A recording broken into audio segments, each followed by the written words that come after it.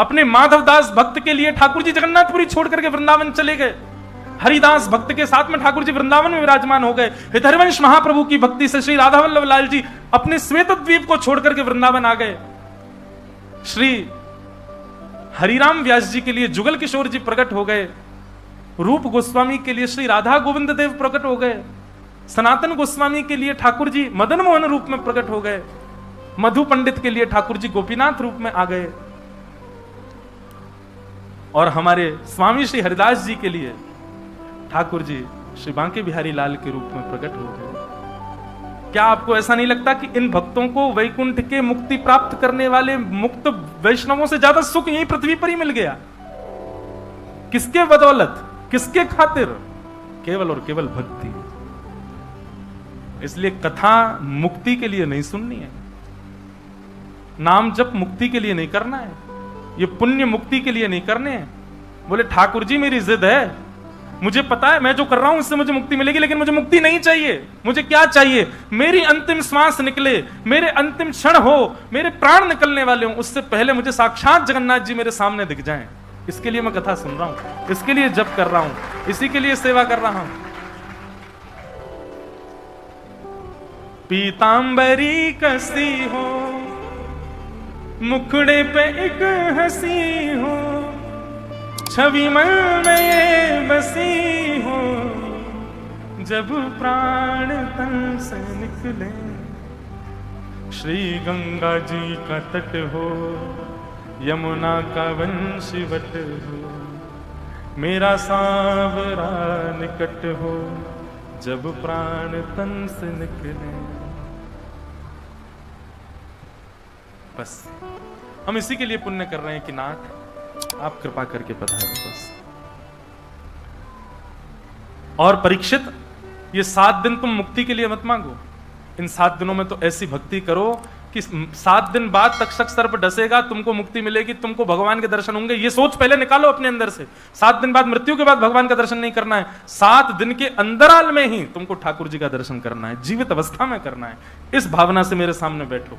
तब परीक्षित की मन बुद्धि शुद्ध हो गए, हाथ जोड़ दे, नहीं भगवान अब मुझे मुक्ति नहीं चाहिए, अब मुझे चिंता ही नहीं है मुक्ति की, अब तो केवल आप ऐसा कर दीजिए, मेरे 7 दिन की श्वास बची है, ये अंतिम श्वास जब निकले उससे पहले मुझे कोई ना दिखे, मेरे ठाकुर जी मुझको दिख जाए, ऐसी कृपा करो। तब सुखदेव जी कहते हैं ये तो केवल भक्ति से होगा, और भक्ति तुम्हारे चित्त में प्रकट हो ये केवल भागवत जी से होगा। मैं तुमको भागवत सुनाता हूं। तब यहां से सुखदेव जी भागवत सुनाना प्रारंभ करते हैं। बोलो भागवत महापुराण की। अब आगे बंधुओं बड़ी विस्तार से कथा है और बड़ी सुंदर कथाएं हैं, पर क्या करें, सबको हम प्रणाम मात्र कर लेते हैं। तो सृष्टि प्रसंग सुनाया गया। सृष्टि प्रसंग के बाद कपिल देवूति संवाद। कपिल देवूति संवाद में भगवान कपिल ने देवूति माता से अनेक प्रश्न किए, भगवान ने सबके उत्तर दिए। तत्पश्चात ध्रुव चरित्र सुनाया गया। ध्रुव ने भगवान की प्राप्ति की, वन में जाकर के ठाकुर जी को अत्यंत आनंदित करके प्रसन्न किया। और ध्रुव ने अपनी भक्ति में भगवान से व्यसन मांगा, एडिक्शन। ठाकुर जी, मुझे इतनी अच्छी बात लगती है ध्रुव जी की। ध्रुव जी भगवान से कहते हैं, भगवान कहते हैं वरदान मांगो। ध्रुव क्या चाहिए? तो ध्रुव जी कहते हैं कि भक्ति मुह प्रवहता त्वयि में प्रसंगो भूयादनंत महता ममलाशयाना ये नांजसोल्वण मुरु व्यसनम भवाब्धिन निश्चय भवत गुण कथा मृतपान मत। देखो, एक बात मैं 2-3 कथाओं से कहता आया हूं, आपको भी कहूं। भक्ति में यह जरूरी नहीं कि आप कितनी देर बैठते हो ठाकुर जी के सामने। भक्ति में यह जरूरी नहीं आप कितनी परिक्रमा लगाते हो। भक्ति में यह जरूरी नहीं आप कितनी माला करते हो। भक्ति में यह जरूरी नहीं आप ठाकुर जी का कैसा श्रृंगार करते हो, कैसा भोग पधराते हो। ये सब आवश्यक नहीं है। भक्ति में आवश्यक क्या है? आपका प्रस्तुतिकरण कैसा है, आप ऑफर कैसे करते हो ठाकुर जी को, जो भी कर रहे हो वो किस प्रकार से, आपके भाव कैसे हैं उस समय। हम लोग करते हैं ना कि लोगों से पूजा करते हो, सुबह सुबह कुछ करते हो, पढ़ो, हाँ हनुमान चालीसा करता हूँ। दूसरे दिन सुनने बैठो, कैसे करता हूँ, जन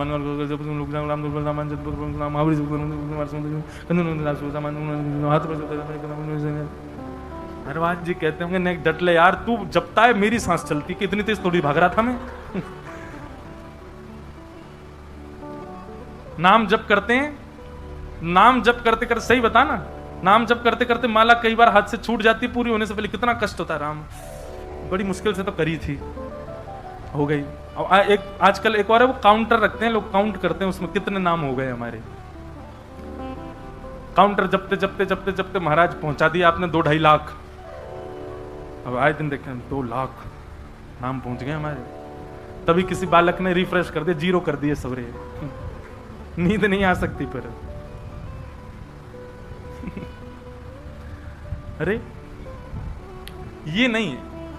आपकी ऑफरिंग देखते हैं ठाकुर जी, आप ऑफर कैसे करते हो। मैं कहा करता हूं कि पाव भाजी ढकेल पे खाओ बाहर रोड पे, कितने रुपए की मिलेगी? 15 रुपए की मिलेगी।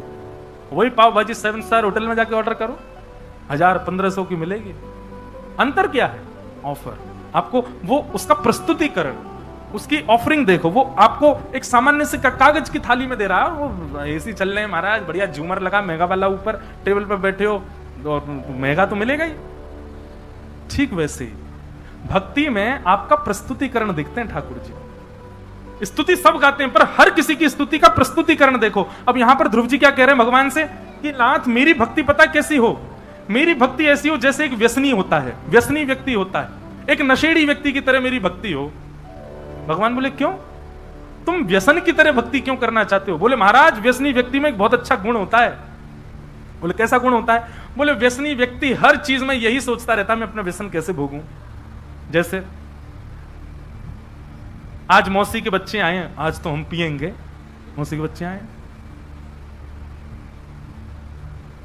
आज बहन की शादी, आज तो रह ही नहीं सकते, आज तो शादी है। उसको हर चीज में क्या बहाना चाहिए? मुझे पीना है, मुझे खाना है।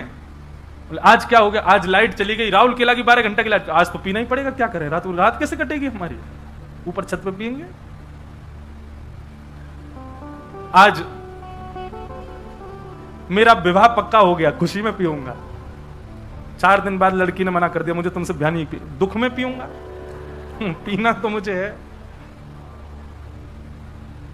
मैं फर्स्ट रैंक से पास हो गया, तब तो पीना पड़ेगा। फेल हो गए बेटा तुम, अब तुम कुछ नहीं कर पाओगे, तो गम में तो पीऊंगा ही मैं। अरे कहां तक बताएं महाराज, ये तंबाकू आदि खाने वाले कैसे कैसे व्यसनी होते हैं। वो कथा में 3 घंटा बैठ थोड़ी सकते हैं। कीर्तन कथा में गाया जाता है ताकि सबकी सुस्ती चली जाए, ताकि सब लोग करताल बजाएं, थोड़ा नहीं आनंद और आवे। पर व्यसनी व्यक्ति तो ये सोचता है महाराज जी कीर्तन कब करेंगे। कीर्तन होते ही वो अभी आता हूं लघु शंकर, वो गिचाएगा, खा के आएगा। कैसा व्यसनी? व्यसनी व्यक्ति केवल बहाने ढूंढता है व्यसन को भोगने के। ध्रुव जी कहते हैं नाथ मैं भी व्यसनी व्यक्ति की तरह हो जाऊं, मैं भी केवल बहाने ढूंढा करूं आपका भजन करने के लिए। आज क्या है भाई? आज तुम पास हो गए, आज तो मैं भजन करूंगा, पास हो गया। फेल हो गए, आज तो भजन करना पड़ेगा, फेल हो गया। आज क्या है? बहन की शादी है, आज तो भजन करना पड़ेगा। मौसी के बच्चे आए, चलो सब मिलके भजन करेंगे। लाइट आ गई, एसी चल रहा है, एसी में बैठ के करेंगे। लाइट चली गई महाराज, तो क्या ऊपर छत पे बैठ के करेंगे? आज माँ ने पाव भाजी बनाए, फिर तो पाव भाजी खाने के बाद ही करेंगे। आज तो व्रत है, व्रत में तो करना ही चाहिए। ध्रुव जी की स्तुति का देखो प्रस्तुतिकरण। ठाकुर जी से कह रहे हैं कि नाथ मुझे व्यसनी बना दो। और ये बात कोई मनगणित नहीं, लिखा है ये नांज सोल व्यसनम भवाब्धिम, मुझे व्यसन लग जाए आपकी कथा सुनने का। जीवन की कैसी भी स्थिति आए, उस हर स्थिति में व्यसनी केवल व्यसन ढूंढता है। मैं जीवन की हर स्थिति में केवल ये सोचूं कि चलो ठाकुर जी को भज लिया जाए। मेरा जीवन ऐसा एक व्यसनी की भांति कर दो नाथ। भगवान खूब जोर से हंसे ध्रुव जी की स्तुति सुन के। वाह ध्रुव, हम तुमसे बहुत प्रसन्न हैं। बस यही तो हमारा उद्देश्य है, हम उनको प्रसन्न करना चाहते हैं। हमारी प्रस्तुतिकरण ऐसी हो।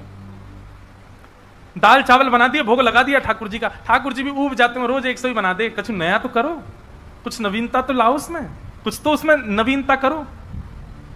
रोज एक ही स्तुति ठाकुर जी को सुना देते हो, उससे कब कितनी दिन मन लगेगा ठाकुर जी का? ठाकुर जी कुछ ना कुछ नवीन करते रहो ना। मैं कहता हूं इसको अपनी भाषा में रोलर कोस्टर भक्ति करो ठाकुर जी की। कभी तो ले गए ऊपर महाराज, ठाकुर जी बैठे, हाँ हाँ अब क्या करेगा पता नहीं, नीचे आ गए, अब तो ओ ठाकुर जी आनंद देते रहे, हंस रहे, ठाके मार के बोले या के संग बहुत आनंद आवे भाई, बहुत आनंद करावे मुझे। कभी तो खूब ऊंचो ले जाए, कभी ऐसा महाराज नीचे घुमावे, पेट में गुदगुदी कर दे मेरी। ठाकुर जी को ऐसा सुख मिले, ऐसी भक्ति करो ना ठाकुर जी की। 50 साल हो गए, एक ही तरीका से वही चल रहा है जैसा 50 साल से है, वैसी भक्ति चाहिए। ठाकुर जी नहीं बैठते फिर वहां पे, अपना प्रतिनिधि छोड़ दे तो तुम रहो यहाँ पे, अपनी मूर्ति को दो, तू रहे यहाँ पे, तू ही खा इसके दिन के रोज के चना बादाम, मुझ पे नहीं खपते। तो ध्रुव जी की स्तुति से हमने ये सीखा, ध्रुव जी ने भगवान की स्तुति गाई। इन्हीं के वंश में आगे चल करके राजा अंग हुए, उनके बेटा बैन हुए, बैन के पुत्र पृथु हुए। पृथु महाराज ने भगवान की स्तुति गा करके 10,000 कान मांगे। ऐसे पृथु महाराज को हम प्रणाम करते हैं। फिर आगे चल करके महाराज भूगोल खगोल का वर्णन किया गया और नरकों का वर्णन करते हुए अजामिल उपाख्यान सुनाया गया। तत्पश्चात वृत्रासुर की स्तुति सुनाई। वृत्रासुर ने भगवान की स्तुति गाई है। अहम हरे तब पादैक मूल दासानुदासो। जितने भी वैष्णव यहां बैठे हैं, वृत्रासुर की स्तुति निकालिए प्रिंट और याद कीजिए, रोज गाया कीजिए अपने ठाकुर जी के आगे, और अर्थ आज सुनकर के जाइए वृत्रासुर कहता क्या है अपने ठाकुर जी से। श्रीमद वल्लभाचार्य जी महाराज कहते हैं हर वैष्णव को निष्काम भक्ति किसको कहते हैं, ये वृत्रासुर से सीखो। वृत्रासुर की कथा भी कई बार मैंने विस्तार से सुनाई है। यहां हम अन्य कथाओं का विस्तार करेंगे राहुल किला में, जो जो हमके रह जाती हैं कथाओं में। आज तो नंदोत्सव कर दें, फिर कल से वेणु गीत युगल गीत प्रयास करेंगे, अगर उनका विस्तार हो पाया तो उन्हीं का भाव रखेंगे। और कल कथा में श्री गिरधर लाल जी भी पधारेंगे। बोलो गिरधर लाल प्यारे की। कल एक कोई टीवी या 2 टीवी ऐसे लगवा देना इधर, क्योंकि हमारे लाल जी छोटे से दूर से दिखेंगे नहीं, तो एक टीवी में कैमरा वाले भैया थोड़ा फोकस करके दिखाएंगे तो आप सबको दिख जाएंगे। कल ही आएंगे ना, कल पधारेंगे। कल श्री गिरधर लाल जी पधारेंगे। 56 भोग यहाँ होगा उनका, बड़े आनंद के साथ हम लोग करेंगे उत्सव। तो वृत्रासुर क्या कहता है, बहुत ध्यान से सुनो। अहम हरे तव पादैक मूल दासानुदासो भवतास्मि भूय मनस्मरेता सुपतिर्गुणांस्ते गृणीत वा कर्म करो दुकाय। वृत्रासुर कहता है नाथ मुझ पर ऐसी कृपा कर दो, मैं आपके दासों के दासों के दासों के दासों का दास बन जाऊं, ऐसी कृपा करो। बंधुओं, ठाकुर जी का दास बनना बहुत इजी है, बहुत सबसे सरल काम है जगन्नाथ भगवान का दास बनना, और सबसे कठिन क्या है, भगवान के दासों का दास बनना। क्यों? आप जानते हो क्योंकि कि आप जगन्नाथ जी को कुछ भी ऑफर करोगे, कुछ कहेंगे थोड़ी सब स्वीकार कर लेंगे, पर उनके दास तो आपको टोक देंगे। गले में सूखी माला पहना दी, तुरंत उतार के धर देंगे। भोजन में यदि रोटी जली भई तो पाएंगे नहीं, छेना पूड़ा ज्यादा ही जला हुआ तो कौन खाएगा। एक जगह मैं गया, वहां छेना पूड़ा, बोले महाराज जी खाओ। मैंने कि अरे भैया हम बहुत खा लिए, बहुत दिन से खा। नहीं ये तो खाने पड़ेगा। अब अंदर अंदर का तो खा गए, वो बाहर जला हुआ छोड़ दिया। बोले ये नहीं खा, ये तो सबसे ज्यादा इंपॉर्टेंट होता है। अब वो इतना जला हुआ था कि उसको कैसे खाया जाए। खा तो गए, पूरा मुंह काला पड़ गया। तो भाई ठाकुर जी खा सकते हैं, ठाकुर जी सब प्रकार की आपकी सेवा स्वीकार कर लेंगे, पर वैष्णव की सेवा करोगे, वैष्णव तो टोक देगा आपको। ऐसे नहीं कर सकते। ठाकुर जी को कैसे प्रणाम करो, बेचारे यूं ही खड़े रहेंगे। वैष्णव को गलत प्रणाम किया तो आपको टोकेगा, ऐसे प्रणाम नहीं करते, ऐसे प्रणाम करो। वैष्णव की सेवा करना, दासों के दासों की सेवा करना, वो तो कठिन है। ठाकुर जी के आगे झुकना तो कोई भी झुक जाता है, ठाकुर जी के दासों के आगे झुक के दिखाओ, तब माने। भरी गर्मी पड़ रही है, फर्श बिल्कुल गर्म हो गया, तभी कोई वैष्णव दिख जाए तो नियम है कि जहां दिख जाए वहीं प्रणाम करो। कैसे करोगे, पृथ्वी तो गर्म है, नहीं कर सकते। दास बनना ठाकुर जी का बहुत सरल है, पर दासों का दास बनना बहुत कठिन है। ठाकुर जी के दासों का दास नहीं बना। तो वही बात यहां वृत्रासुर कह रहे हैं, नाथ सरल भक्ति क्यों करूं, मैं आपका दास तो पूरी दुनिया है, मैं आपका दास नहीं बनना चाहता। बोले तो क्या बनना है, बोले दासानुदासो भवतास्मि भूय, दासों के दासों का दास बनाओ। ठाकुर जी बोले अच्छा, तुम जरूर हमको ये, आज की भाषा में कहूं तो बटरिंग कर रहे हो, ये हमको तुम केवल लुभाने के लिए ये चिकनी चुपड़ी बातें कर रहे हो, ताकि तुम्हारी बातों से हम रीझ करके कह दें कि कुछ मांग लो, और सही तुम हमसे कह दो कि ब्रह्मा की पदवी दे दो। हम सब जानते तुम्हारी बात। वृत्रासुर कहता है क्षमा करें भगवान, लेकिन जो मैं चाहता हूं वो आप दे ही नहीं पाओगे। अच्छा क्या मांगना चाहते हो बताओ। तब वृत्रासुर दूसरे श्लोक में कहता है, न नाक पृष्ठम न च पारमेष्ठम न सार्वभौमम न रसाधिपत्यम न योग सिद्धिर न पुनर्भवम वा समंजसत्वा विरह्य कांक्षे। ना ही मुझे इंद्र की पदवी चाहिए, किसी भी देवी देवता का स्थान मुझे नहीं चाहिए, पृथ्वी का भी राजा मुझको मत बनाइए। भगवान बोले तो क्या चाहिए? बोले पहले वचन दो, जो मांगूंगा सो दोगे। भगवान बोले ये वरदान मांगने से पहले जो यूं कहते हैं ना वचन दो, जो मांगूंगा सो, वो जरूर कुछ विचित्र ही मांगते हैं। क्या चाहिए बताना? बोले नाथ, आपको पाने के लिए मेरे जीवन में बहुत तड़पन आ जाए, मैं बहुत आपके लिए विरह में चला जाऊं, व्याकुल हो जाऊं, खूब रोऊं, खूब तड़पूं आपसे मिलने के लिए, जैसे प्यासा पानी के लिए तड़पता है, ऐसे मैं आपके लिए तड़पूं, पर आप मुझे वचन दीजिए कि मुझे तड़पने दीजिएगा, मिलिएगा मत। बताओ दोगे? ठाकुर जी तब दोगे भाई, ये कैसी भक्ति तेरी? भजन करेगा, मुझे पुकारेगा, भजेगा, पर ये भी चाहता है कि मिलना मत। क्यों? क्योंकि ठाकुर जी जब आपसे मिलने की तड़प होती है ना, तो रोम रोम को आप स्पर्श करते हो, पर जब आप मिल जाते हो तब केवल आंखों को दिखाई देते हो। दर्शन जब होता है तो केवल नेत्रों को दिखाई देते हो, लेकिन जब विरह होता है तो बुद्धि, मन, कान, आंख, जिह्वा, हाथ, पैर, समस्त इंद्रियां केवल यही बजती हैं कि कब मिलेंगे, कब मिलेंगे, कब मिलेंगे।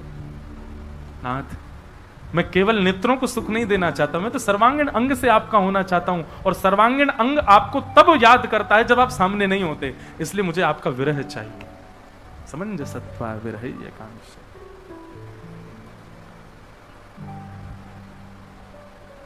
इस प्रकार वृत्रासुर ने भगवान की स्तुति गाई। बोलो भक्त वत्सल भगवान की। ऐसे ऐसे प्रसंग हैं भैया भागवत में, कहां ले जाएं हम इनको। इतनी कथा करते हैं पर हर बार हर कथा में कुछ नवीन भाव प्रकट हो जाता है। आगे श्रीमद् भागवत में प्रहलाद चरित्र सुनाया गया, जहां पर भक्त प्रहलाद ने एक विपरीत कुल में, विपरीत खानदान में, विपरीत परिवार में, विपरीत समाज में, विपरीत माहौल में रह करके भी भगवान को प्राप्त किया। मैं कहा करता हूं कथा में, माताजी डॉक्टर, पिताजी डॉक्टर, और उसके बाद बेटा भी डॉक्टर बन जाए कोई बड़ी बात नहीं है। लेकिन माताजी भी डॉक्टर नहीं है, पिताजी भी डॉक्टर नहीं है, परिवार में दूर दूर तक कोई वैद्य नहीं है, और फिर बेटा डॉक्टर बन के निकले तो उसकी बड़ी प्रशंसा होती है। ये भी भक्त हैं, वो भी भक्त हैं, आगे भी भक्त हैं, पीछे भी भक्त हैं, चारों तरफ भक्ति भक्त हैं, उसमें तुम भी भक्त हो गए, कोई बड़ी बात थोड़ी है। लोग बात कहते हैं महाराज जी स्कूल का माहौल हमारा ऐसा, कॉलेज का ऐसा, कॉलेज वहां ऑफिस का माहौल बड़ा अलग सा है, वहां हम भक्ति नहीं कर पा रहे हैं, क्या करें? प्रहलाद जी का चरित्र सुनो। प्रहलाद जी ने माहौल का त्याग नहीं किया, प्रहलाद जी ने परिवार का त्याग नहीं किया, प्रहलाद जी ने विद्यालय का त्याग नहीं किया, प्रहलाद जी ने राक्षसत्व का त्याग नहीं किया, हर चीज को स्वीकार किया, क्योंकि सब वस्तु भगवान ने प्रदान की है। सबको स्वीकार करते हुए सबके बीच रह करके भजन किया। इसलिए भैया परिस्थितियों को मत कोसो ठाकुर जी के भजन के लिए।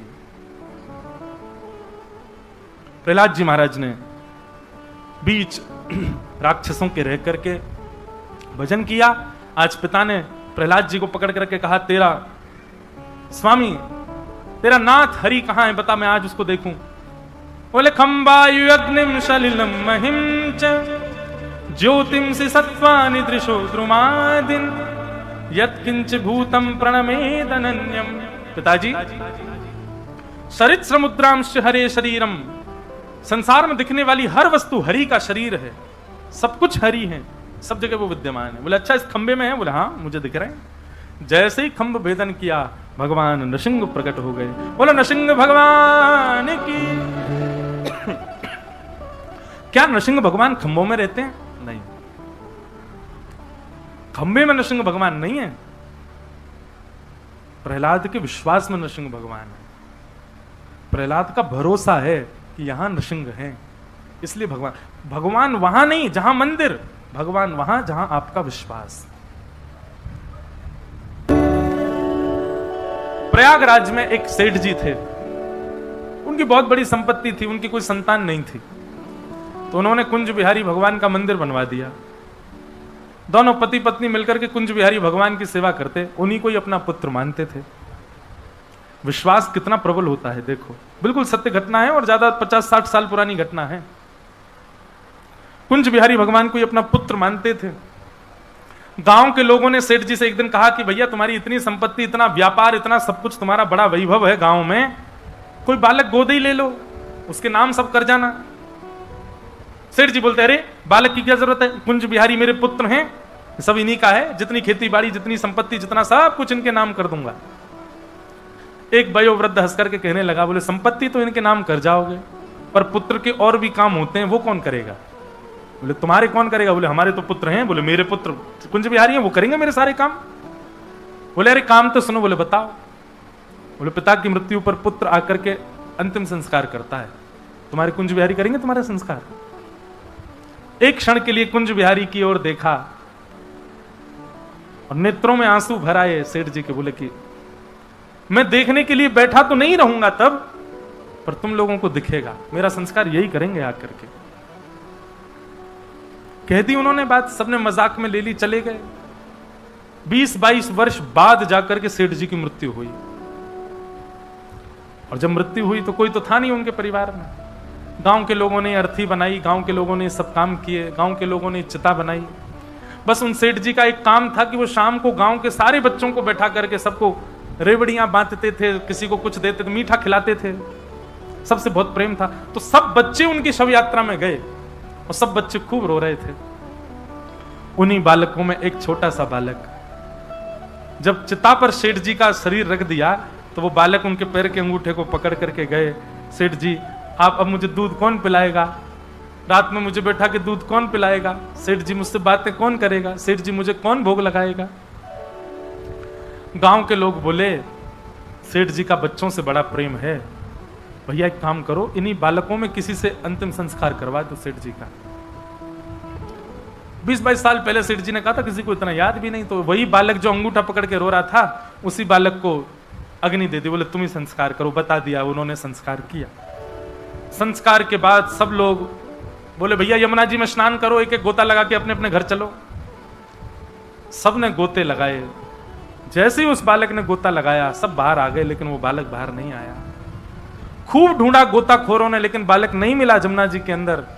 तब वयोवृद्धों को याद आया, बोले सेठ जी कहते थे मेरा संस्कार तो कुंज बिहारी करेंगे। अरे भाई दौड़ करके चलो सेठ जी के मंदिर में, कुंज बिहारी है कि नहीं देखो वहां जाकर के। सब दौड़ करके गए तो क्या पाया, कुंज बिहारी तो खड़े थे, पर सिर से लेके पैर तक जितने वस्त्र थे सब यमुना जी के जल चुचा रहा था सबसे। मानो उन सेठ जी का संस्कार करके ठाकुर जी आए। ठाकुर जी किसमें विराजमान है? विश्वास, भरोसा। भरोसा होगा, मानो तो मैं गंगा मां हूं, ना मानो तो बहता पानी। विश्वास है तो जगन्नाथ है, विश्वास नहीं है तो दारू ब्रह्म है, लकड़ी के समान है। विश्वास। प्रहलाद जी ने कहा कि हां ठाकुर जी हैं। खंभ भेदन करके भगवान नृसिंह प्रकट हो गए और प्रकट होकर के हिरण्यकश्यप का वध कर दिया। प्रहलाद जी ने स्तुति गाई, भगवान ने उन पर अनुग्रह किया। बोलो भक्तवत्सल भगवान की जय। गजेंद्र मोक्ष की कथा सुनाई गई, बलि वामन अवतार सुनाया गया, और सब सुनाते हुए नवम स्कंद में गंगा जी का प्रादुर्भाव, श्री राम जन्म की कथा और श्री राम अवतार का मंगल विषय सुनाया गया। एक श्लोक में संपूर्ण राम कथा है। सब लोग प्रणाम करो राम जी को। गुरुवर थे त्यक्त राज्यो व्यचरितनुवनम पद्म पद्भ्याम प्रियाया पाणिस्पर्शा क्षमाभ्याम रजत पथरुजो यो हरीन्द्रानुजाभ्याम वैरूप्या शूर्पणख्या प्रिय विरहरुषारोपित भ्रूविजम्भ तस्ताब्धिर्बद्ध सेतु खलदवदहन कौशलेन्द्रोवतान्नः। बोलो राजा रामचंद्र भगवान की जय। भगवान श्री राम का मंगल विषय यहां सुनाया गया। 2 अध्यायों में श्री राम कथा सुनाई गई। तत्पश्चात यहां पर चंद्रवंश की कथा सुनाई और उसी चंद्रवंश में प्रकट हुए भगवान श्री कृष्ण। अब यहां से 10वां स्कंद प्रारंभ होता है कि कथितो वंश विस्तारो भवता सोम सूर्ययो राज्ञांचो भयवंशानां चरितम परमाद्भुतम।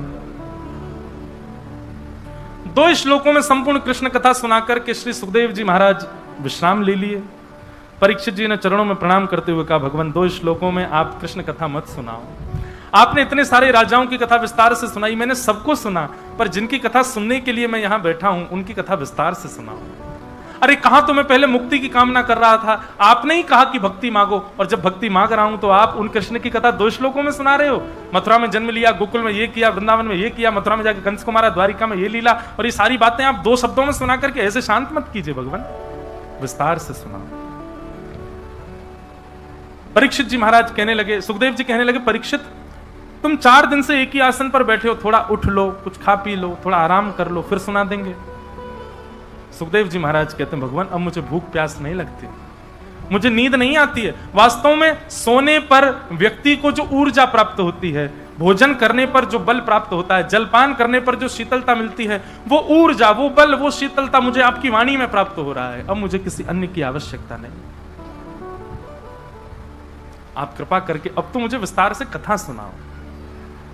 परीक्षित जी महाराज कहते हैं, जब श्रोता की स्थिति ऐसी हो जाए कि उसको अन्न जल की भी स्थिति नहीं है, उसको सोने की भी स्थिति नहीं है, वो पूर्ण रूपेण उत्सव में हो जाए। उत्सव में व्यक्ति ऐसा ही हो जाता है, अत्यंत गम में व्यक्ति ऐसा होता है और अत्यंत उत्साह में व्यक्ति ऐसा होता है। उसको सोने की सुध नहीं होती, उसको भोजन की सुध नहीं होती, उसको जलपान की सुध नहीं होती, उसको बैठने की सुध नहीं होती, उसको वस्त्रों की सुध नहीं होती, उसको अपने रूप की सुध नहीं होती। ये 2 स्थिति कब बनती है? या तो बहुत दुख में भयंकर गम हो किसी को, या फिर बहुत आनंद में। सुखदेव जी की स्थिति, परीक्षित की स्थिति परम आनंद की है। अब वो कहते हैं कि मुझे विस्तार से सुनाओ भगवान। और अब यहां से कृष्ण कथा का प्रारंभ होता है। बहुत सज धज के आप सब लोग बैठे हो बड़े भाव से। अब भैया राहुल केला को छोड़ो, अब हम चल रहे हैं सबरे गोकुल। अब तो आज से कथा गोकुल में चली जाएगी, ब्रज में ही होएगी कथा, और ब्रज भाषा में होएगी। कोई को समझ आए तो अच्छा, नहीं आए तो फिर कोई बात नहीं। वसुदेव गृहे साक्षात् भगवान पुरुष परः जनिष्ये तत्प्रियार्थम सभवन्तु सुरस्त्रिय। भगवान ने आकाशवाणी करके पृथ्वी को बता दिया कि तुम चिंता मत करो, पृथ्वी तुम्हारे भाल को हल्का करने के लिए हम वसुदेव के घर पुत्र श्री कृष्ण बन करके आएंगे। यहां पर मथुरा के राजा उग्रसेन के बेटा का नाम है कंस, और उग्रसेन के छोटे भाई देवक की बेटी का नाम है देवकी। तो मतलब अपने चाचा की बेटी का ब्याह कंस ने वसुदेव जी के साथ में करा दिया। वसुदेव जी के साथ देवकी का ब्याह हुआ, और उस ब्याह के उपरांत कंस विदा करने के लिए जा रहा था। तभी देवताओं ने आकाशवाणी करके कहा, कंस, इसी बहन को जिसको तुम विदा करने जा रहे हो, इसी का 8वां गर्भ तुम्हारा काल होगा। जैसे ही सुना काल होगा, तुरंत उसकी मनस्थिति बदल गई। अच्छा एक बात सुनो, आपके मन में आया मुझे जगन्नाथपुरी जाना है, वहां जाके महाप्रसाद पाना है, वहां जाके समुद्र स्नान करना है, वहां जाके संतों के दर्शन करने हैं। आपके मन में यह भाव बहुत तीव्रता से प्रकट हो गया, और अचानक से किसी ने थोड़ा सा कुछ आके कह दिया, अरे जगन्नाथपुरी में तो ऐसा है, और तुरंत आपका मन खट्टा हो जाए, तो समझ जाना आप ही कंस हो, जो एक क्षण में एक बात पर ठाकुर जी पर अविश्वास कर देते हैं, वो कंस है। लेकिन कोई कितना भी कुछ कहता रहे, आपके तन पर, आपके चित्त पर उसका कोई प्रभाव ना पड़े। ठाकुर हमरे रमण बिहारी, हम हैं रमण बिहारी के, साधु सेवा धर्म हमारा, काम न दुनियादारी से। कोई भला कहे चाहे बुरा कहे, हम हो चुके रमण बिहारी के, साधु सेवा धर्म हमारा, काम न दुनियादारी से। ठाकुर हमरे रमण बिहारी, हम हैं रमण बिहारी के। भैया ठाकुर जी के प्रेम में और संसार प्रेम में अंतर कहां रहा? आपका ब्याह पक्का हो गया, किसी ने आके कहा अरे लड़का तो ऐसा है, और आपने तुरंत ब्याह तोड़ दिया, तो संसार की बात है, संसार में ये कर सकते हो।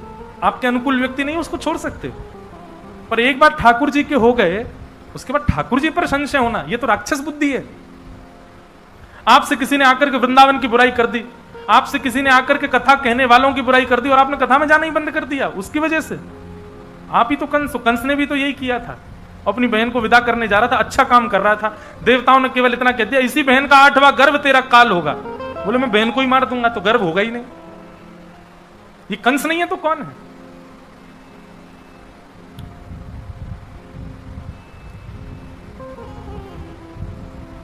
केश पकड़ लिए देवकी के, जैसी तलवार निकाल करके सर धर से अलग करने लगा।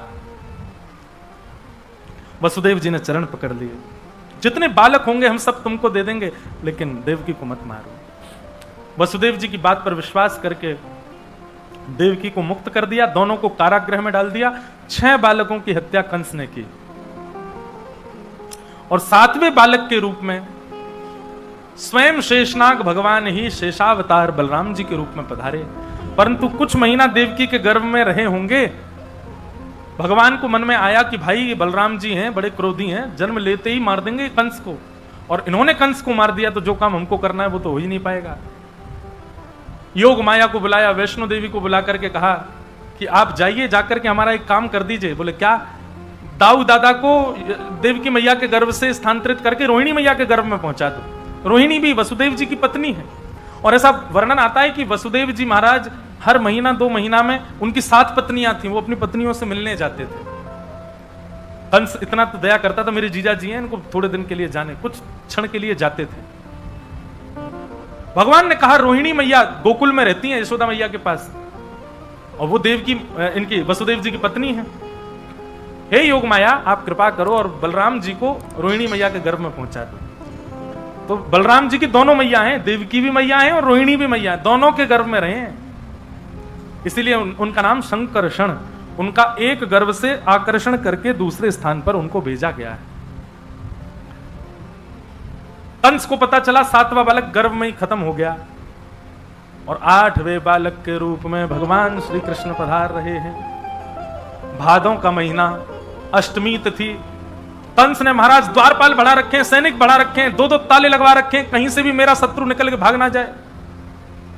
लेकिन जिस दिन ठाकुर जी का प्रादुर्भाव हुआ, उस दिन ऐसी ब्यार बह रही है, ऐसी हवा चल रही है कि उसमें इतनी अच्छी सुगंध है, उसका स्पर्श अच्छा लग रहा है, उसकी सुगंध अच्छी लग रही है, सबको बहुत सुख लग रहा है। सब आज चैन की नींद में सो रहे हैं, सबको इतनी गहरी नींद आई है कि महाराज जो जहां बैठा है उसको ऐसा लग रहा है यही मखमली गद्दा, यहीं सो जाओ। बारिश के बाद एक ऐसा माहौल हो जाता है, वातावरण, ऐसी हवा चलती है, खिड़कियां खोल देते हैं लोग, पंखे बंद कर देते हैं, उस दिन सबको सुख लगने लगता है। ऐसा ही सुख का वातावरण पूरे गोकुल में, पूरे ब्रह्मांड में हो गया। गहरी निद्रा में कंस सोए हैं, सारे सैनिक सोए, द्वारपाल सोए, सब सोए हैं, केवल वसुदेव और देवकी जागे हैं। और जैसे ही भादों का महीना, अष्टमी तिथि, अर्धरात्रि का समय हुआ, एक दिव्य तेज देवकी मैया के गर्भ से प्रकट हुआ और शंख चक्र गदा पद्मधारी श्री बाल कृष्ण प्रभु प्रकट हो गए। बोलो बाल कृष्ण लाल की जय। हाथ जोड़ करके सब लोग प्रणाम करो। तमद्भुतम बालकमम्बुजक्षणम चतुर्भुजम शंख गदायुधायुधम श्रीवत्सलक्ष्मं गलसौभकौस्तुभम पीतांबरम सांद्रपयोदसौभगम। ठाकुर जी का चित्र अपने मन में बनाओ। कैसे हैं ठाकुर जी? बोले नन्हे से बालक हैं ठाकुर जी, लेकिन ठाकुर जी की 4 भुजा हैं और चारों भुजाओं में शंख चक्र गदा पद्म धारण किया है। नन्हे से ठाकुर जी हैं लेकिन पीतांबरी पहन के आए हैं। नन्हे से ठाकुर जी हैं, पीली धोती पहन के आए हैं। नन्हे से ठाकुर जी हैं लेकिन ऐसा लग रहा है चंदन की इत्र लगा के आए हैं। घुंघराले केश हैं, सिर पर मुकुट धारण किया है, गले में कौस्तुभ मणि पहन करके भगवान आए हैं। देवकी मैया और वसुदेव जी ने प्रणाम किया और देवकी मैया ने प्रार्थना की, भगवान आपने बड़ी कृपा की कि आप हमारे यहां संतान बन के आए, लेकिन अनुभव तो पूरा पूरा कराओ, फीलिंग तो आ ही नहीं रही है। बोले क्यों? कपड़े पहन के कौन सा बालक आता है? और 4 भुजाओं में कौन सा बालक जन्म लेता? और बालक जन्म लेती खड़ा हो गया सामने। वो तो देवकी मैया थी, आजकल की मैया होती है, जन्म लेती बालक खड़ा हो जाए तो प्राण त्याग दे भैया। मैया बोली कौन आ गया ये? ठाकुर जी। ऐसा अनुभव तो कराओ कि आप बालक बन के आए हो। भगवान बोले देखो, हम पूर्ण रूपेण यदि लीला में प्रवेश कर गए तो फिर पूरी लीला करेंगे, और पूरी लीला करेंगे तो फिर लीला हमारी थोड़ी बड़ी है, हमको कुछ दिन के लिए ब्रज भेजना पड़ेगा आपको। ब्रज में जाएंगे, ब्रजवासियों का प्रेम लेकर के, वहां बढ़िया माखन मिश्री खाए करके, और महाराज थोड़े 11 वर्ष की आयु हो जाएगी, नहीं थोड़े बड़े हो जाएंगे, तब आएंगे, तब आकर के कंस को मारेंगे। इतने दिन का वियोग सह पाओ मैया तो बताओ। देवकी मैया बोली आप जीवन पर्यंत पुत्र के रूप में प्राप्त हो गए, उसके लिए 11 वर्ष के लिए यदि तप करना पड़े तो मैं करूंगी, पर आप बालक बनो। भगवान बोले तो वसुदेव जी सुनिए, हम अभी बालक बन जाते हैं, मैया अपना पयोधर पान करा देगी, फिर आप ये डलिया में हमको लिटा करके गोकुल छोड़े आना, और गोकुल में एक बालिका ने जन्म दिया है उसको ले आना, और फिर हम 11 वर्ष 56 दिन बाद आएंगे लौट करके। भगवान ने दुग्धपान किया, देवकी मैया के नेत्रों से आंसू गिरने लगे। ठाकुर जी को अपने वक्ष से लगा करके यशोदा मैया, देवकी मैया इतनी प्रसन्न है, परब्रह्म को पुत्र के भांति अपनी गोद में खिला रही है। वसुदेव जी बोले भगवान आपने आज्ञा तो कर दी, पर मेरे हाथों में हथकड़ियां, पैरों में बेड़ियां, इतने दरबान कैसे लेके जाऊं? भगवान बोले यही गलती करता है भक्त मेरे पास आने में, अपने बंधन गिनाता है मुझको, परिवार का बंधन, व्यापार का बंधन, पत्नी का बंधन, बच्चों का बंधन, ये बंधन वो बंधन, कैसे आऊं? ठाकुर जी कहते हैं तुम केवल मेरे पास आओ, बंधन तोड़ने की जिम्मेवारी मेरी, बंधन खोलने की जिम्मेवारी, तुम बस चले आओ। वसुदेव जी बोले तो भगवान क्या करना है? बोले केवल मुझको गोद में ले लीजिए, बाकी सब हम कर लेंगे। और जैसे ही भगवान को गोद में लिया, हाथ की हथकड़ियां खुल गई, पैरों की बेड़ियां खुल गई, चट्ट चट्ट सारे ताले खुल गए, सारे बंधन भगवान ने छोड़ दिए, खोल दिए। यही करते हैं, आप बंधन मत गिनाओ ठाकुर जी को। ठाकुर जी हमारे पति से कहो ना हमको आन दिया करें, ठाकुर जी हमारी पत्नी को आप अपना भक्त बना लो, हमारे बच्चे आपके पास आते हैं तो ऐसा कहते हैं माता जी पिता ही पागल हो गए, बच्चों की वजह से हम नहीं। अरे ये सारे बंधन मत गिनाओ ठाकुर जी को, आप केवल चले जाओ, बाकी सुधारने संवारने की जिम्मेवारी ठाकुर जी की है, ठाकुर जी देख लेंगे बंधनों को। वसुदेव जी लेकर के ठाकुर जी को जा रहे हैं गोकुल की ओर। मंदम मंदम जलधारा, मंदम मंदम जलधारा गिर रही है, और मानो देवता आकाश में कह रहे हो स्वागतम कृष्णा, स्वागतम कृष्णा, स्वागतम कृष्णा, स्वागतम कृष्णा, ओ स्वागतम कृष्णा, स्वागतम कृष्णा, स्वागतम कृष्णा, स्वागतम कृष्णा, स्वागतम सुस्वागतम शरणागतम कृष्णा, स्वागतम सुस्वागतम शरणागतम कृष्णा, स्वागतम सुस्वागतम शरणागतम कृष्ण, स्वागतम